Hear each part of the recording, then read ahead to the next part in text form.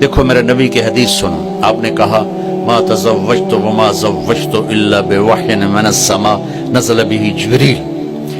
دیکھو لوگوں، میں نے شادیاں کی اور بیٹیوں کی شادیاں کی، پہلے اللہ کی وحی آئی پھر میں نے قدم اٹھایا۔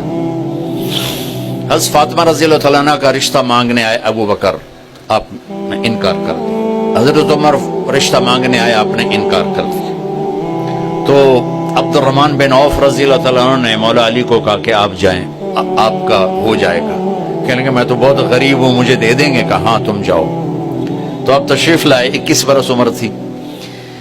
تو آ کر بیٹھے تو آپ نے پوچھا علی کیسے آئے؟ تو شرم کی وجہ سے بول نہیں سکے۔ پھر آپ نے خود ہی کہا لگتا ہے فاطمہ کے رشتے کے لیے آئے ہوگے۔ اب دیکھو وہی آ چکی ہے، جبریل آ چکا ہے کہ فاطمہ علی کے لیے آسمانوں پہ طے ہو چکی ہے، اور میرے نبی نے کہا انشاءاللہ، انشاءاللہ اللہ کے واسطے میری فریاد سنو۔ انشاءاللہ کہہ کر اٹھ کے چلے گئے۔ بیٹی فاطمہ جیسی ہو، باپ محمد مصطفیٰ جیسا ہو، اور وہیں بیٹھے بیٹھے ہاں نہیں کر رہا، کیوں؟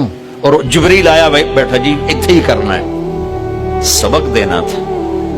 تو آپ گھر گئے، بیٹی کو بلایا کہ بیٹی فاطمہ علی کا رشتہ آیا، ہاں کر دو، ہاں کر دو۔ سبحان اللہ، جب جبریل آ چکا ہے پھر پوچھنے کی کیا ضرورت ہے کہ شادی بچی کی ہے، بچے کی ہے۔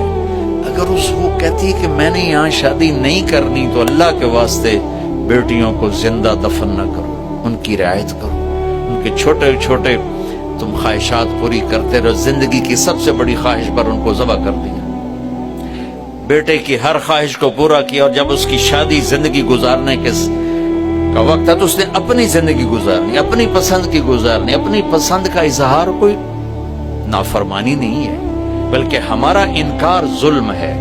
نہیں نہیں ایسی اتھے نہیں کرنی ہے، تو آرائی نہیں ہے، جد بار آئیاں نہیں دیونی جب بڑھی ہو جائے۔ میں نے اپنے بچپن میں اپنے خاندان کی کتنی بڑھیاں ویکھیاں جنہاں دی شادی نہ ہوئی، کیوں جی اسی باہر دیمنی نہیں، اندر رشتہ کوئی نہیں، باہر دیتا کوئی نہیں، وہ اویں بڑھیاں مر گئیاں بغیر شادی۔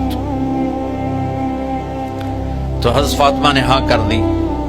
تو پھر آپ باہر آئے اور کہا علی جاؤ لوگوں کو بلاؤ۔ پھر وہ آئے، مسجد بھر گئی، تو آپ ممبر پر کھڑے ہوئے علی کو یہاں بٹھایا اور فرمایا کہ لوگوں، مجھے میرے اللہ نے پیغام دیا ہے کہ میں اپنی بیٹی فاطمہ کی شادی علی کے ساتھ کر دوں۔ تو میری بیٹی فاطمہ سے قیمتی نہیں، اور میں اللہ کے نبی کے سامنے ایک گندگی کا کیڑا ہوں۔ تو جب میرا نبی عظیم الشان ہو کر قاب قوسین او ادنا ہو کر بیٹی سے پوچھ رہا ہے، تو یہ سبق دے رہا ہے طارق جمیل کو، نعیم کو، آپ کو، ان کو، کہ پوچھنا کیوں ہے شرط؟ پوچھتے نہیں جا کے بچی قبول کر نہیں کرواتے؟ اگر وہ کہہ دے نہیں تو نکاح نہیں ہو سکتا۔ تو جس نے قبول کرنا ہے وہ کہتی میں یہاں نہیں کرنا چاہتا، نہیں اتھے ہی کریں گے، اتھے ہی کریں گے۔ قبول کا مطلب ہے میں نے اس سے ساری زندگی کے لیے ہر کمی اور خوبی کے ساتھ قبول کر لیا۔ یہ لفظ اتنا ضروری ہے کہ اس کے بغیر نکاح نہیں ہوتا۔ جی اس سے بھی نہیں ہوتا، اس سے بھی نہیں ہوتا، میں نے قبول کیا، یہ کہنا پڑتا ہے۔